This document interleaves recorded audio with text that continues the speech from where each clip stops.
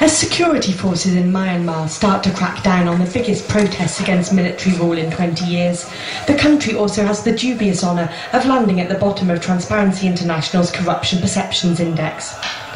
The Berlin-based anti-corruption watchdog's 2007 index places Myanmar and Somalia, followed by Iraq, as the countries with the highest levels of public sector corruption, as perceived by business people and analysts.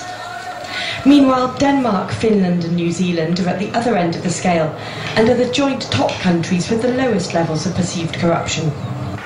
India sits roughly in the middle of the table at place 72, but its corruption perception rating has gone down slightly since 2006, meaning it's now seen as slightly less corrupt than 12 months ago. And while corruption seems to be a problem felt more acutely in poorer countries, the head of Transparency International Germany told a news conference that rich countries have a role to play too.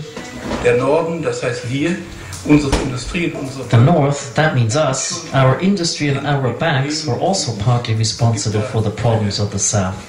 There is a clear statement from the Vice President of Transparency International. Rich countries' criticism of corruption in poorer countries is not really credible if their financial institutions manage the wealth that has been stolen from the poorest in the world. But what the index doesn't measure is perceived corruption in business.